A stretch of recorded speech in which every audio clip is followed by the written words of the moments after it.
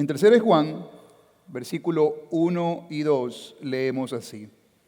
El anciano Agayo, el amado, a quien amo en la verdad. Amado, yo deseo que tú seas prosperado en todas las cosas y que tengas salud, así como prospera tu alma. Como pueden darse cuenta, mis hermanos y amigos, al haber leído el texto, claramente se expresa que estas palabras hacen parte del deseo de este hombre de Dios, de Juan. Es un deseo de él por un amado amigo de él, otro hombre de Dios de nombre Gayo. Ahora, noten que la médula de este deseo se encuentra en su parte final y no en la primera parte del versículo. Cuando Juan dice, si miran el texto, amado, yo deseo que seas prosperado en todas las cosas y que tengas salud, así como prospera tu alma. El énfasis y la médula de este deseo está en la parte final. Allí donde dice, así como prospera tu alma.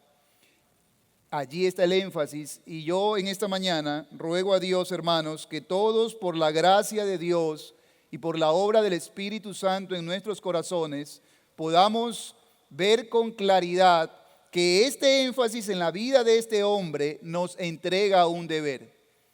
Este énfasis, este deseo de Juan que nos muestra la vida de este otro hombre llamado Gayo, es un énfasis que nos debe mostrar una verdad gloriosa, una verdad que tenemos aquí para el bien de nuestras almas. La pregunta que intentaré sembrar en sus corazones, queridos hermanos y amigos, para el bien de nuestras almas es esta. Escuchen con atención. En lo que va de este año, querido hermano y amigo, ¿cuánto ha progresado su alma? Esa es la pregunta que voy a intentar poner en sus mentes y en sus corazones, porque sabemos por las Escrituras que nosotros no solo tenemos un cuerpo, sino que Dios nos hizo a su imagen y semejanza y puso en nosotros un alma que ni muere ni duerme, y que es nuestro deber hacer o buscar el progreso de nuestra alma. Así que yo voy a intentar animarlos, desafiarlos por las Escrituras a que consideren seriamente esta pregunta que voy a repetir para ustedes. En el tiempo que usted lleva en el Señor, en los caminos de Dios, en el tiempo que usted es un cristiano o que se identifica como un cristiano, ¿cuánto ha progresado su alma? ¿Ha progresado como debiera? Y si la respuesta es no, quiero que considere esta otra pregunta. ¿Cuál ha sido el precio que usted, su iglesia y su familia tal vez han tenido que pagar por el poco o ningún progreso de su alma?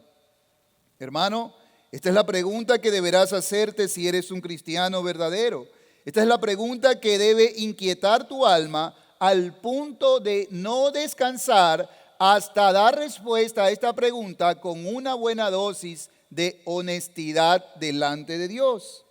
Para los amigos que están aquí, esta es la pregunta que usted, querido amigo, deberá hacerse si por la gracia de Dios usted ya ha comenzado a entender que usted no solo es un cuerpo que necesita ser alimentado, que sus hijos no solamente necesitan el alimento físico, cobija física y techo. Si por la gracia de Dios, querido amigo, usted ha empezado a entender que usted también tiene un alma, entonces usted ha empezado a entender que cuando nuestro Señor dijo que la vida del hombre no consiste solo en los bienes que posee, entonces usted ya está empezando a entender que esto que le voy a presentar respecto al progreso de su alma es fundamental para esta vida y para la otra. Gayo fue un hombre que entendió esto y por eso fue diligente en hacer progresar su alma, como lo veremos. Hermanos, no voy a perder el tiempo tratando de convencerlos entonces de que esto que tenemos delante es realmente de suma importancia. Responder esta pregunta y no dar por sentado que así es algo de suma importancia. Así que lo que vamos a hacer, hermanos, es lo siguiente. En esta mañana mi sermón tendrá solo 2 puntos. En primer lugar, vamos a mirar un deber implícito presentado en el ejemplo de este hombre piadoso llamado Gayo, el cual es el deber de hacer prosperar nuestras almas. Mi intención será desafiarlos a asumir este deber con toda diligencia, responsabilidad y prontitud si aún no lo han estado haciendo. En segundo lugar, algunas exhortaciones y aplicaciones prácticas que se derivan de este deber. Empezaré mi primer punto, hermanos y amigos, diciéndoles que lo que tenemos aquí es un santo ejemplo que nos entrega un noble deber. El deber de hacer prosperar, avanzar y progresar a nuestras almas. En este texto, Juan le escribe a un hombre de nombre Gayo. Gayo es probablemente, y digo solamente probablemente, un pastor o por lo menos un líder cristiano. Pero aunque en esto no estemos seguros de si es un pastor o un líder cristiano, sí estamos seguros de que él es un cristiano y que es un cristiano, pero no cualquier clase de cristiano, sino más bien uno muy piadoso. Es un cristiano de esos que hay que mirar para seguir su ejemplo de piedad y acercarnos como él más y más a nuestro Señor Jesucristo. El hecho de que Juan pudiera reconocer en este hombre a uno en quien su alma prosperaba es la mejor evidencia, no la única, pero sí la mejor, de que este hombre de quien se dice poco es un hombre que en verdad es un cristiano ejemplar, si se quiere pensar así. Es alguien a quien hay que mirar para aprender y seguir su ejemplo y acercarnos más a nuestro Señor. El hecho de que Juan pudiera reconocer a este hombre, a uno en quien su alma prosperaba, es precisamente un desafío para nosotros. Observen el texto, hermanos. En el texto, Juan habla de Gayo como alguien en quien tiene un deseo. Juan tiene un deseo sobre este cristiano, pero noten que el deseo no es que prospere su alma. El deseo es que prospere en todas las otras cosas, así como prospera, ¿qué dice allí? Su alma. ¿Lo notan? El alma de este hombre, de este cristiano, ya era un alma próspera. Ahora, quiero que también noten, hermanos, que no creo que Juan, con todo su discernimiento y madurez, estaría tratando de adular y de dar honor a alguien que no lo merece.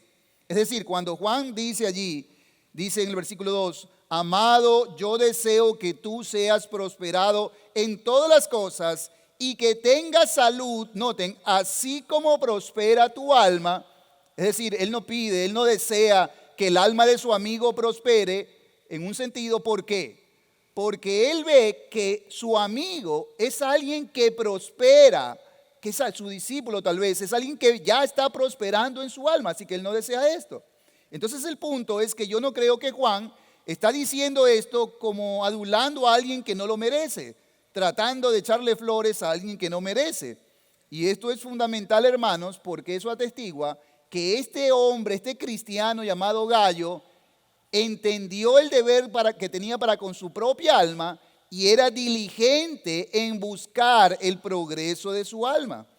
Así que Gayo es un cristiano, es uno de los nuestros, se dice poco de él, pero lo que se dice es suficiente para entender que es uno de los grandes de la fe, es uno de quien se dice que su alma prospera. Ahora bien, una advertencia aquí, hermanos. Mis queridos hermanos, el entendimiento de que lo que tenemos aquí es el ejemplo de este santo hombre de Dios, que si lo seguimos nos conducirá a Cristo, debe servirnos, presten atención, para ayudarnos a entender el deber que tenemos delante de Dios de progresar en nuestras almas en toda virtud y bondad que el Evangelio pretende entregarnos por ser sus hijos, pero que esto no ocurrirá, hermanos, sin nuestro empeño en involucrarnos en este deber. Hermanos, cuando Cristo nos salvó o cuando Cristo murió en la cruz, Él ganó por ese sacrificio una cantidad de cosas, de riquezas que vienen dentro de esta salvación. No solamente la regeneración, no solamente el perdón de nuestros pecados, sino que la gracia de Dios es multiforme. Hay muchas cosas que Dios quiere hacer en nuestros corazones, en nuestras almas. Y de esa manera nuestra alma progresa.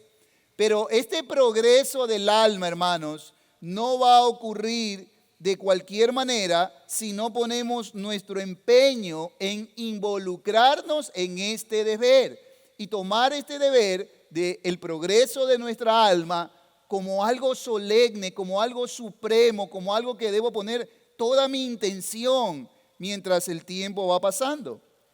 Ahora, también el ejemplo de Gallo debe servirnos, hermanos, como una solemne advertencia respecto a tener mucho cuidado, hermanos, mucho cuidado con el engaño de Satanás por el cual él ha conseguido que cientos, tal vez miles de nuestros hermanos no progresen en sus almas.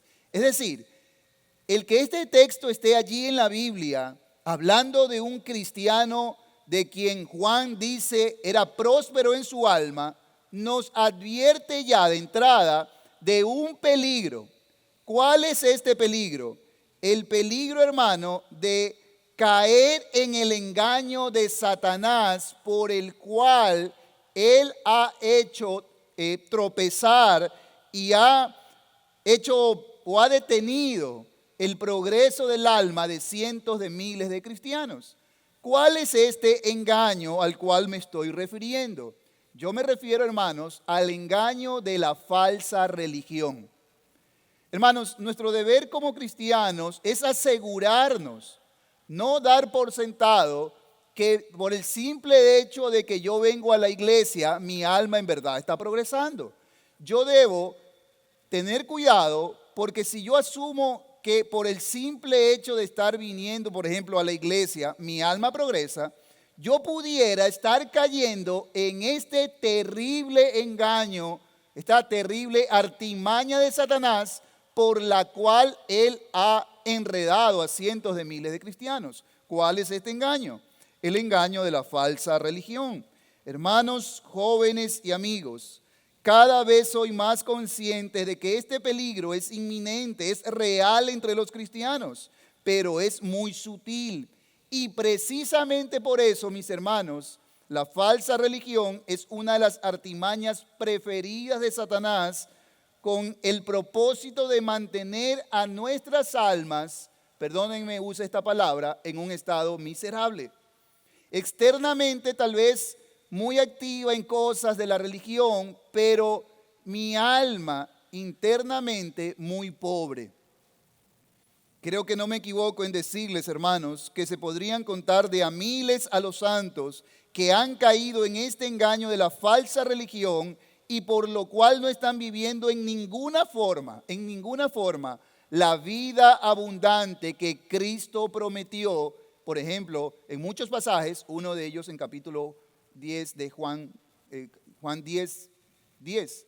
El ladrón no viene sino para hurtar, matar y destruir, pero yo he venido para que tengan vida y para que la tengan en abundancia. Pero ¿cuál es el problema?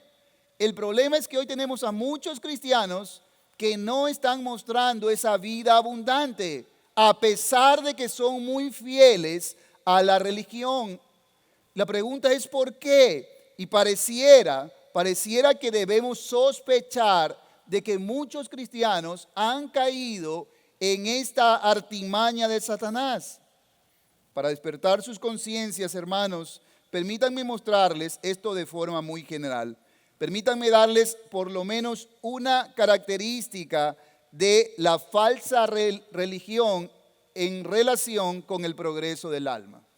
No es mi tema, pero si tuviéramos que hablar de cuáles son las características de la falsa religión, y una vez que caemos allí, nuestra alma ya no progresa. Y si nuestra alma ya no progresa, Cristo no será glorificado, su gloria no se verá, su reino no se extenderá a través nuestro.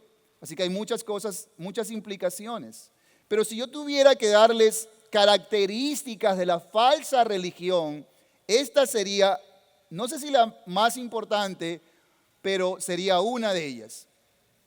Una característica de la falsa religión que debemos denunciar, hermanos, es que una persona, preste atención, puede prosperar, progresar mucho en los asuntos de las exigencias externas de la religión, mientras que al mismo tiempo su alma languidece, muere y empobrece en los asuntos y en las exigencias internas de la verdadera religión.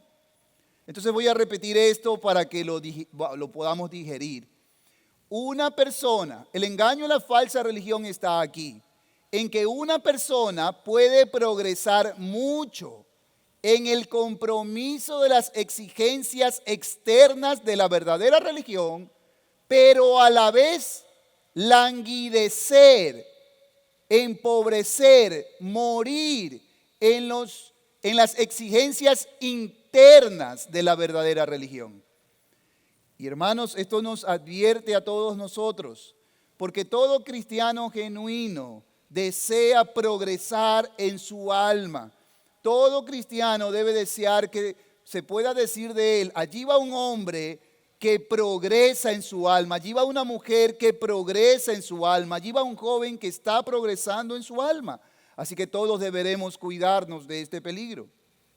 Es decir, hermanos, una característica de la falsa religión, de la falsa piedad, es ocuparse solo de los asuntos externos de la vida cristiana y olvidarse de ocuparse de los asuntos internos que tal vez son los de más valor y que vamos a ver un momentito. Deben saber que existe tal cosa entonces como la verdadera religión, y si queremos progresar en nuestras almas, debemos asegurarnos que la estamos practicando. ¿Están conmigo hasta ahí, hermanos? Debemos asegurarnos, no dar por sentado.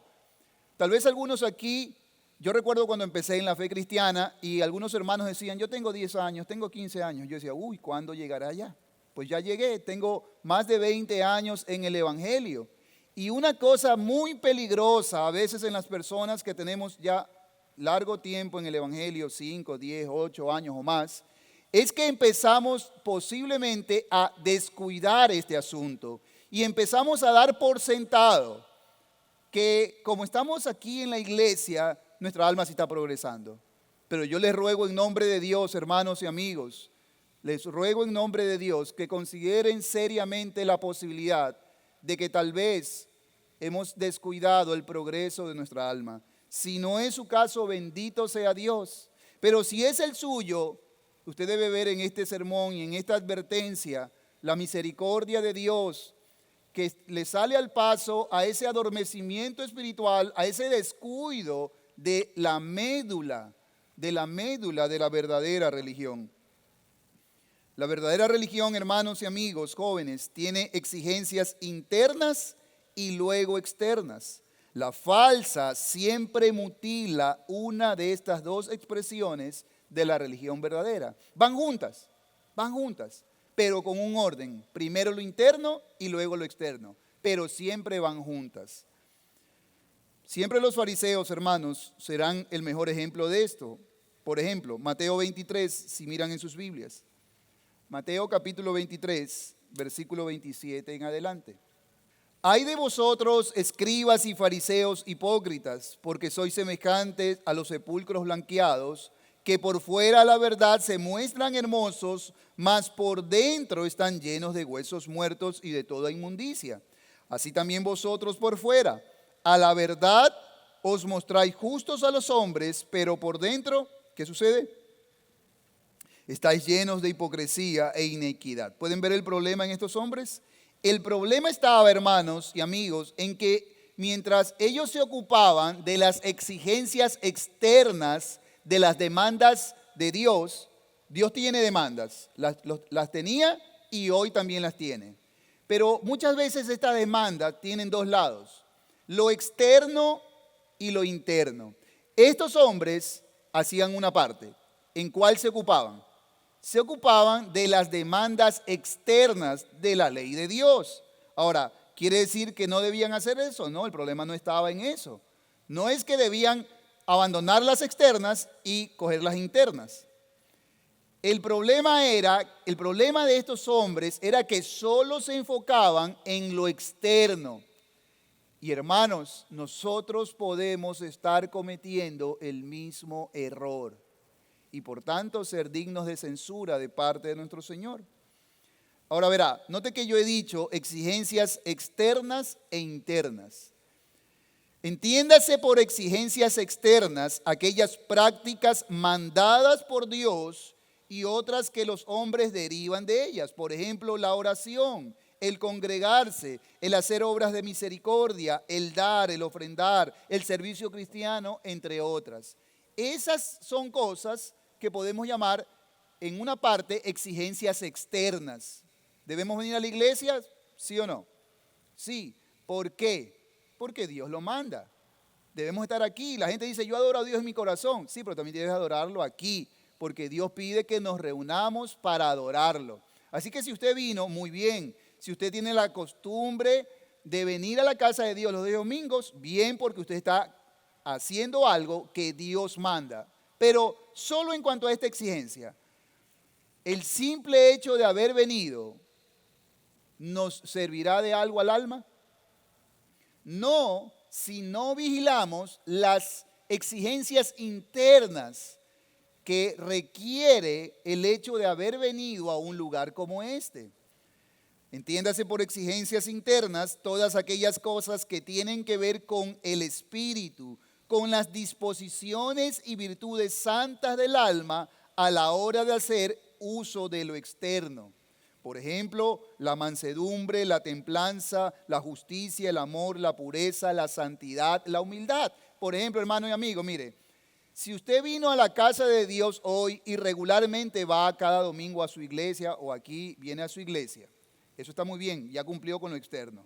Pero ahora, a más de lo externo, usted debe vigilar que desde que entró por esa puerta, usted trajo en su alma los elementos internos que se requiere para que este tiempo junto no sea en balde, no sea perdido.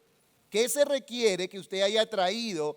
No en sus bolsillos, porque eso también es externo, el dinero que ponemos en la ofrenda. No su cuerpo, porque eso es externo, ya lo trajo. Ahora, ¿qué más usted iba a haber traído a este lugar? En lo interno, en su alma. Por lo menos, número uno, gozo. Por ejemplo, hermano, ¿usted cantó con gozo al Señor? Usted debe ver esta parte, hermano, y le suplico en nombre de Dios y le ruego que la considere seriamente. Porque Cristo dijo que había llegado la hora en que los verdaderos adoradores adorarían al Padre, ¿de qué forma?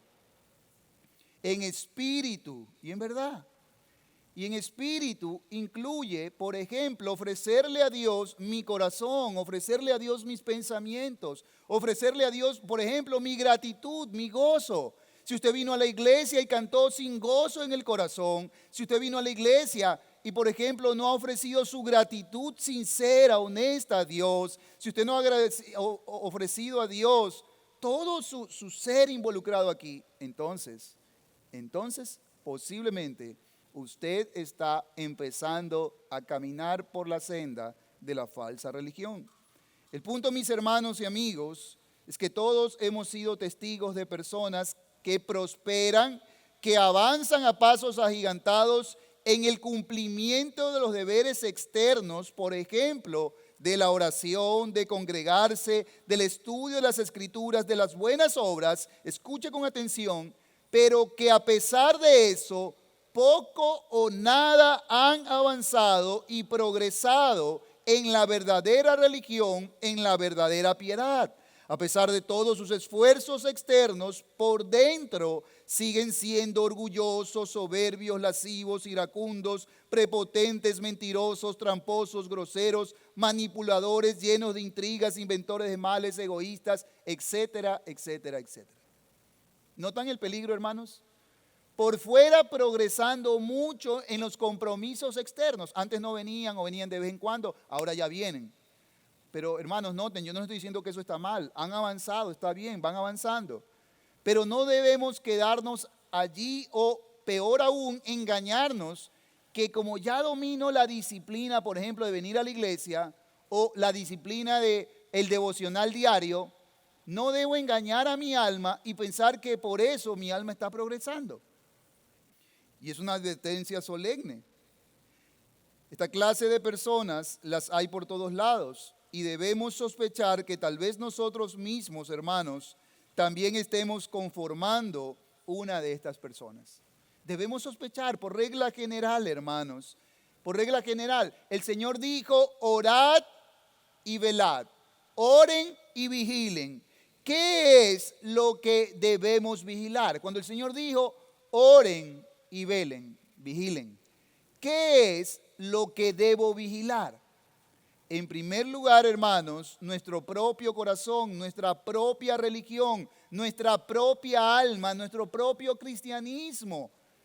Les suplico, hermanos, en nombre de Dios, que consideren seriamente que tal vez, que posiblemente algunos de nosotros hayamos dejado de poner atención al progreso de nuestra alma y que tal vez algunos de nosotros podemos haber dado por sentado hace algún tiempo que si hago estas cosas externas, mágicamente, casi que mágicamente, conseguiré lo otro.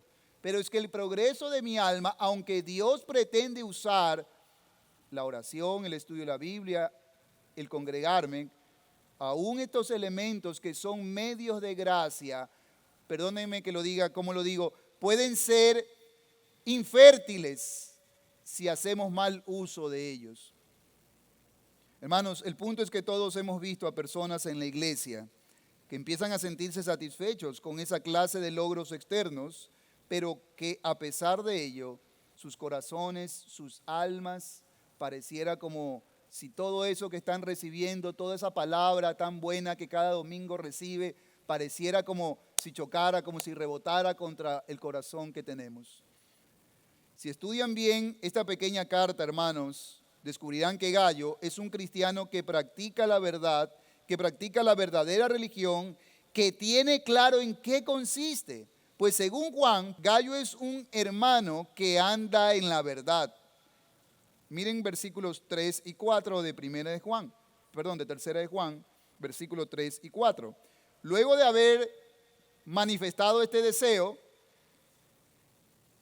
que no es que progrese su alma porque él ya tiene un alma próspera, él dice en el versículo 3 y 4, como una evidencia de que este hermano progresa en su alma, dice en el versículo 3 y 4, pues mucho me regocijé cuando vinieron los hermanos y dieron testimonio de tu verdad. ¿Y qué más dice allí? De cómo andas, ¿en qué? En la verdad. Así que hay aquí algo muy interesante, hermanos, porque esta es una característica que Juan, que a los ojos de Juan atestigua que este hombre Gallo en verdad es alguien que progresa en su alma y que lo veremos en detalle en el culto de la tarde. Ahora bien, hermanos, esto es muy importante que nosotros lo miremos con cuidado, hermanos, y que nos preguntemos entonces, ¿en verdad mi alma está progresando?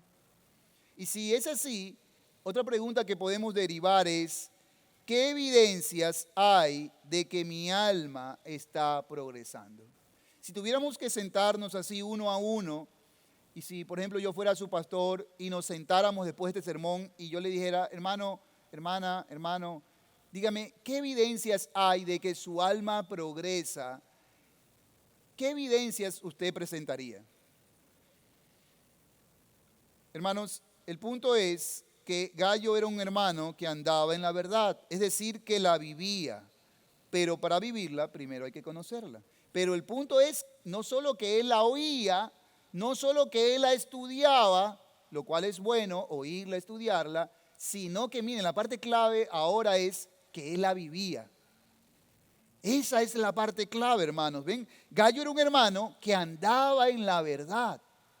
Y eso apunta a que él no solamente oía, sino que él tomaba esas verdades y las aplicaba en su vida. Entonces debemos decir, hermanos, qué equivocados que están todos aquellos que dicen que la doctrina, que la verdad no es tan importante, cuando la verdad sobre la verdad es que lo más importante para la verdadera piedad es la verdad. Es decir, si queremos vivir una vida piadosa, debemos conocer la verdad. porque es la verdad de Dios la que nos va a decir cómo vivir una vida que es agradable a Él. Por ejemplo, hermanos y amigos, jóvenes, estudien la vida de nuestro Señor, de sus apóstoles y de todos los siervos que llegaron a desarrollar una vida piadosa alta y descubrirán que tenían un entendimiento y un aprecio profundo por la verdad. Así que por ahí es el camino. Un entendimiento profundo y un aprecio profundo por la verdad. Y fue por ese entendimiento de nuestro Señor, de sus apóstoles y de todos los hombres piadosos de la historia del cristianismo, fue por ese entendimiento profundo que ellos llegaron a ser y a tener vidas realmente piadosas. Por ejemplo, fue porque los santos de la antigüedad entendieron por su estudio de las Escrituras cómo tratar a sus esposas, que ellos las trataban con dulzura. Ellos llegaron a apreciarlas como a coherederas de la gracia, hija del Dios del cielo. Fue porque los santos hombres de la antigüedad entendieron la doctrina de que el hombre es cabeza de su esposa e hijos, que ellos lideraron piadosa y reverentemente a sus esposas y a sus hijos. Cuando usted ve a los hombres piadosos de la antigüedad, por ejemplo, ellos practicaban el culto familiar. Pero ¿cómo es que llegaron a esa práctica?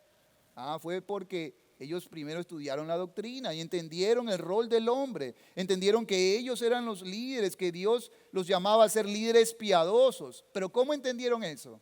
Fue estudiando la verdad. Y una vez que lo entendieron, ¿qué hicieron? Llamaron a su esposa, cogieron a sus hijos y con la ayuda y la gracia de Dios comenzaron a enseñarles a sus hijos la palabra de Dios. Fue por eso entonces que ellos pudieron hacer eso. Fue porque las santas mujeres de la antigüedad entendieron la verdad, la doctrina de su rol como ayuda idónea, que ayudaron a sus esposos con un espíritu afable y apacible a progresar en sus deberes en el hogar. Entonces ahí están las santas mujeres de la antigüedad, que no peleaban con el hombre, no competían, tenían un espíritu afable y apacible y colaboraban con ese hombre piadoso que quería enseñar a sus hijos, que quería guiar a sus hijos en el camino de Dios, y entonces ellos ayudaban. Pero notan lo que les estoy diciendo, hermanos. ¿Esto cómo ocurría? Era, número uno, por el estudio profundo de la palabra de Dios. Así que mi punto es que lejos de creer que la doctrina, la verdad es algo sin importancia para la piedad y que lo único que necesitamos es cultivar el espíritu, la verdad, hermanos, es que la verdadera piedad, que es la del corazón, depende en gran medida de la verdad, de mi entendimiento de la verdad de Dios. Nadie puede vivir una vida piadosa sin este entendimiento. El punto, mis hermanos, es que el deber primario de la verdadera religión es atender y ocuparme de los asuntos internos de mi alma, de mi corazón, poner en orden mi alma delante de Dios, santificarla y solo después lo externo. Ese es el punto, que les estoy animando, hermanos, a considerar el ejemplo de este hombre como un ejemplo a seguir. Por supuesto, nuestro mayor ejemplo de piedad es nuestro Señor Jesucristo.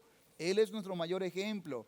Sin embargo, eso no quita, hermanos, poder mirar estos testimonios que están en las Escrituras y que sirven para el aliento de nuestra alma. El punto, hermanos, es que me temo que también muchos de nosotros hemos descuidado este deber de hacer progresar nuestras almas. Quiero que se pregunte, ¿su alma está progresando? ¿Qué evidencias hay de que usted está progresando en su alma? Creo que no es extraño, hermanos, ni una exageración cuando vemos el estado de la iglesia actual, de lo que está pasando en la iglesia en general.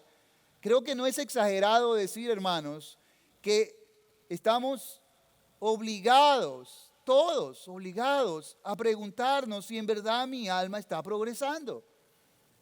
Creo que al ver lo que está sucediendo en la iglesia en general, hermanos, estamos obligados a hacernos esta pregunta con cierta clase de honestidad.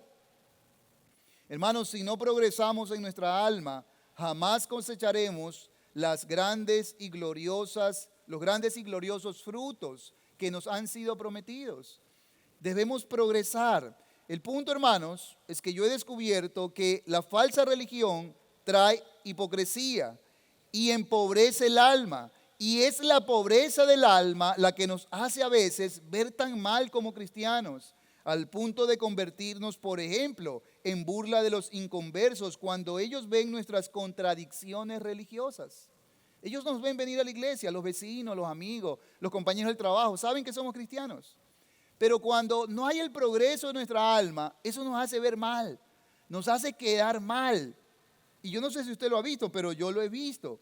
Es la pobreza del alma de los cristianos de hoy lo que ha hecho que los no cristianos muchas veces no respeten o no nos respeten como hombres de Dios, como mujeres de Dios.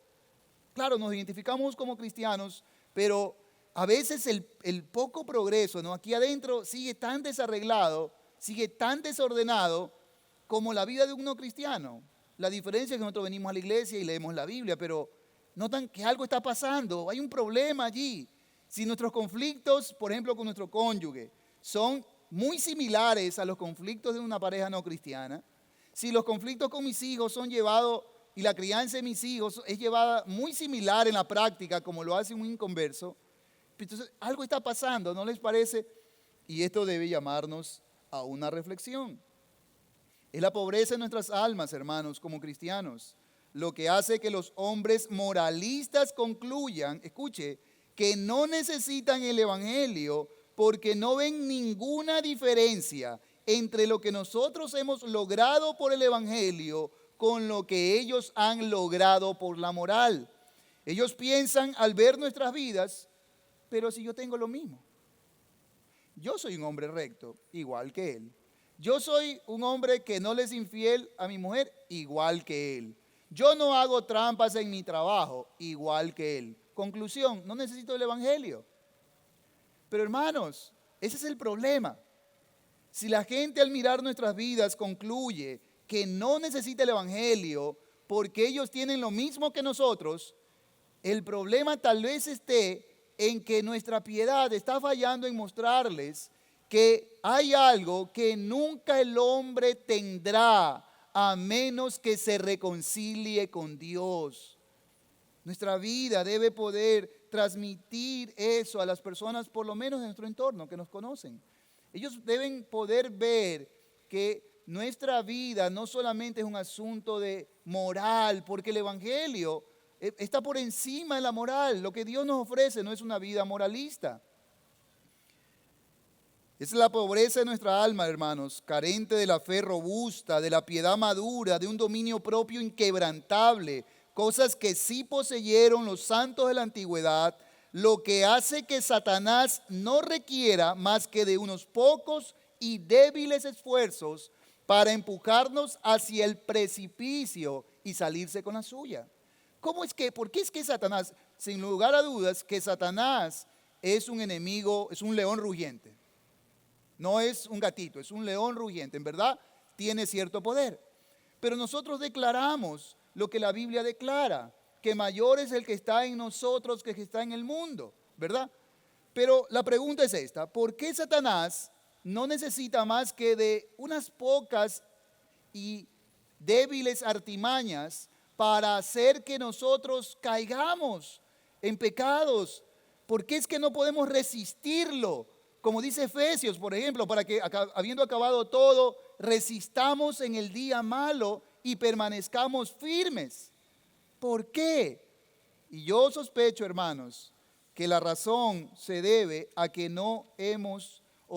hemos dejado de progresar. Tal vez empezamos bien y se veía como el gozo de Cristo, la justicia de Cristo, la bondad de Cristo, el dominio propio de Cristo, que es fruto del Espíritu Santo, estaba progresando.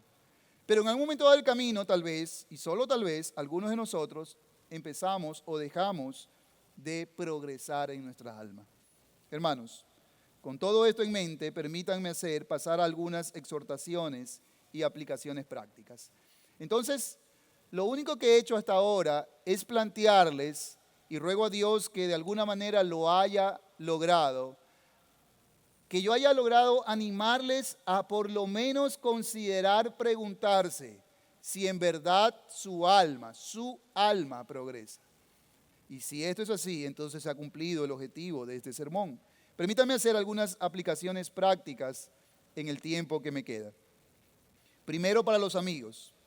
Queridos amigos, les animo a entender que el progreso de un alma, según el Santo Evangelio, comienza con la regeneración. Si aquí hay algún amigo que dice, ok, por fuera yo visto bien, por fuera tengo un buen perfume, por fuera tengo un buen carro en la casa, qué sé yo. Pero yo sé que en mi alma está todo desarreglado, está lleno de inmundicia, de suciedad, de maldad. Y aunque externamente me esfuerzo en esto, aquí y allá, no he podido limpiar mi alma y menos cambiarla, menos domarla. Spurgeon habla del alma como un animal salvaje, como un animal, como un potro al cual no puedes controlar. Y cuando yo leía eso, yo me identifico. El progreso del alma, según el Santo Evangelio, comienza en primer lugar con la regeneración. ¿Qué es la regeneración? Ezequiel 36, 26 dice, el Señor antes de Cristo promete que vendría un día, dice así literalmente, os daré corazón nuevo y pondré espíritu nuevo dentro de vosotros. Y quitaré de vuestra carne el corazón de piedra y os daré un corazón de carne. Y pondré dentro de vosotros mi espíritu y haré que andéis en mis estatutos y guardéis mis preceptos y los pongáis por obras. Ezequiel 36, 26. Querido amigo, ahora le hablo a usted. ¿Cómo puede progresar su alma? Esta es la respuesta del Evangelio. En primer lugar, el alma progresa cuando el alma es regenerada. ¿Qué es la regeneración? Es la obra poderosa y exclusiva de Dios, a través de la cual Él, su poder, obra en el alma pecadora un cambio, una transformación de su corazón, de su naturaleza, que de ninguna otra forma, por ningún otro medio, ningún hombre podrá realizar. La educación no resuelve el problema del pecado, de la inclinación hacia el mal que tenemos por naturaleza. La religión no lo resuelve, la educación no lo resuelve, la terapia no lo resuelve. En esta tierra no hay nada que proceda del hombre que pueda hacer que mi alma progrese de las tinieblas a la luz, de la muerte a la vida, del pecado a lo santo. ¿Notan? Esta conjugación de palabras me está mostrando el progreso.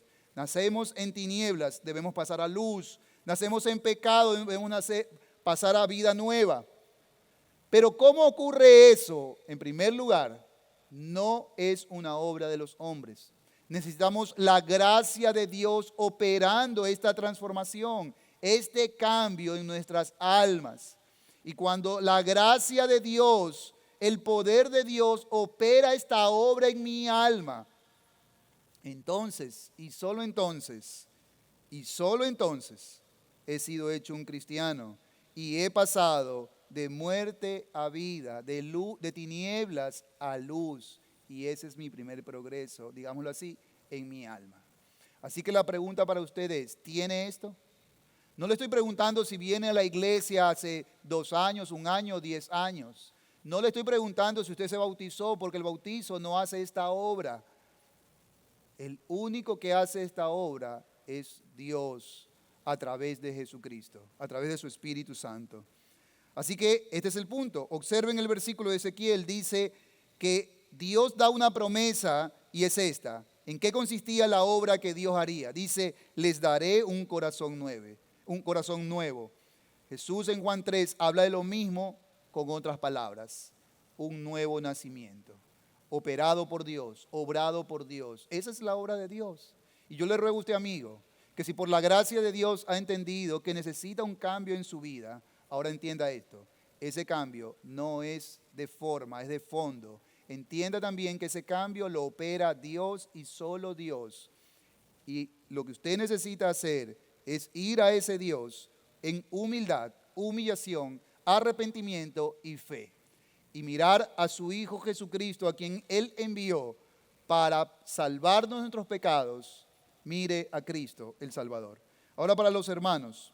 Hermanos, les exhorto a ver entonces en este texto un deber, el deber de hacer progresar nuestras almas. Les exhorto a asegurarse de que su alma está progresando.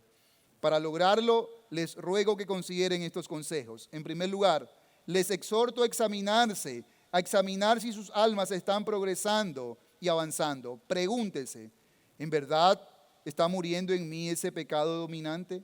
¿En verdad lo estoy matando? ¿En verdad está muriendo? Si no saben qué responder, pregúntele a su cónyuge, a su hijo, pregúntele al cristiano más maduro que tenga cerca de usted, a su pastor. Ellos le ayudarán a ver con claridad la respuesta a esta pregunta. Usted llegó a la iglesia, usted antes de Cristo era orgulloso, soberbio, iracundo, si es una mujer vanidosa, tal vez irrespetuosa. El tiempo que ha pasado, ¿cómo va con eso? ¿En verdad está progresando en la santidad, muriendo a esos pecados? En segundo lugar, luego de esa evaluación sincera y humilde de su cristianismo, de su propia alma, les exhorto a quien corresponda esta exhortación a pedir perdón, porque algunos de ustedes tal vez debieran ser ya cristianos vigorosos en sus almas, pero por negligencia y descuido de este deber, algunos de ustedes son débiles, tal vez y solo tal vez piedra de tropiezo para otros y una carga para su iglesia. Y digo tal vez porque no los conozco, pero consideren seriamente, porque si no estamos progresando en el alma, ¿ha considerado usted, hermano, que si usted no está progresando como debe en su alma, tal vez, por ejemplo, usted es piedra de tropiezo para su hijo que no es cristiano, para su esposo, hermana, que no es cristiano? ¿Ha considerado que, por ejemplo, si usted no progresa en su alma, tal vez usted sigue siendo la misma irrespetuosa? Perdónenme, no pongo solamente un ejemplo que no sé, general. Entonces, ¿cómo va a progresar el evangelio allí en el corazón de ese hombre cuando Pedro dice que por la manera apacible, dulce de las mujeres, esos hombres pueden ser ganados para el Señor? Y ese principio aplica para muchas otras cosas. Entonces yo les ruego que se examinen. ¿Quieren tomar en serio este deber? Examínense y háganlo periódicamente. Les exhorto, hermanos, a que lo que resta de este año y el venidero, si Dios nos da vida, nos ocupemos con determinación y en dependencia del Espíritu de Dios de hacer que nuestras almas prosperen en pureza, amor, fe, dominio propio. Para eso pregúntese, ¿cuáles son los ajustes que debo hacer en mi vida privada, en mi matrimonio, en mi corazón, para asegurar el progreso de mi alma? ¿Voy a tomar en serio este deber? Entonces tiene que pensar, ¿cuáles son los ajustes prácticos en mi vida privada, en mi vida personal, en mis negocios, con mi familia? ¿Cuáles son los ajustes que debo hacer para asegurarme que mi alma está progresando? En el caso de algunos, tal vez no serán ajustes muy grandes. En el caso de otros, tal vez sí. Pero en todos, hermanos, valdrá la pena. Porque cuando usted mire cómo su alma vuelve a progresar, sigue progresando, y cuando usted mire cómo Dios derrama más bendiciones en su progreso, y cuando usted mire cómo Dios a través suyo lo está usando, usted sabrá que habrá valido la pena hacer esos ajustes. Que Dios nos conceda a todos gracia, hermanos, para poder avanzar en el progreso de nuestra alma.